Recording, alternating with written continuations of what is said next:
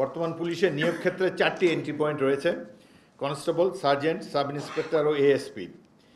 এটি শুধু পদায়ন ও পদোন্নতিতেই বিভিন্ন বিড়ম্বনার সৃষ্টি করে না, পাশাপাশি চাকরি জীবনের শুরু থেকে শেষ পর্যন্ত পুলিশ সদস্যবৃন্দের মধ্যে এই বিভাজন এই বাহিনীর বাহিনীর সমন্বয় ও শৃঙ্খলাকে বিঘ্নিত করে।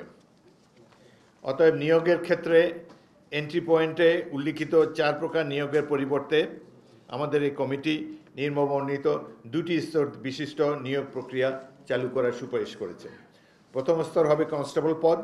এই পদে নিয়োগের ক্ষেত্রে ন্যূনতম শিক্ষাগত যোগ্যতা উচ্চ মাধ্যমিক উত্তীর্ণ হতে হবে।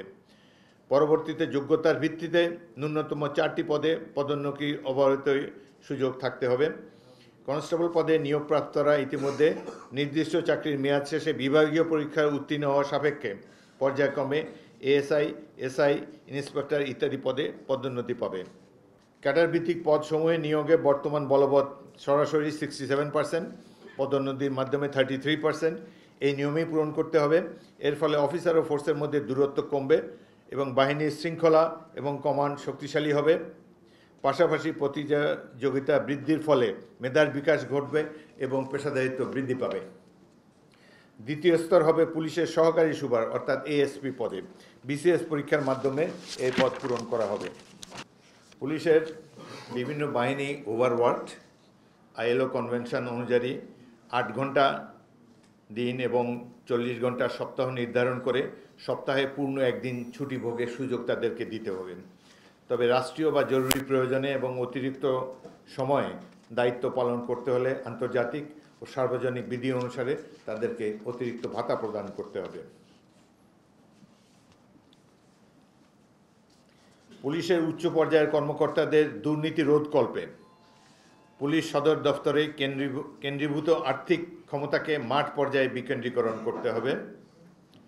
ক্রয় সংক্রান্ত যে ক্ষমতা সদর দফতরের আওতায় নিয়ে আসা হয়েছিল সেটি মাঠ পর্যায়ের কর্মকর্তাদের কাছে পূর্বের মতোই ফিরিয়ে দিতে হবে। এতে দুর্নীতি পুলিশ বিভাগে অনেকাংশ কমে যাবে বলে আমরা মনে করি। প্রতি বছর পুলিশ কর্মকর্তাদের সম্পদের হিসাব দাখিল করার নিয়োগ কার্যকর করতে হবে।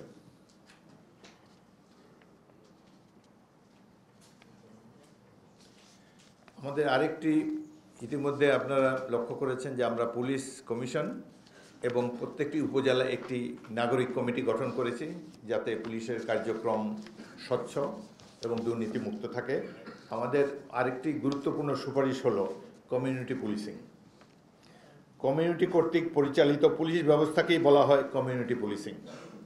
এর উদ্দেশ্য হলো জনগণের সাথে অংশীদারিত্বের ভিত্তিতে অপরাধ দমন, আইন শৃঙ্খলা রক্ষা, সামাজিক ও সমস্যাদি এবং সমাধানে ঐক্যবদ্ধভাবে কাজ করা।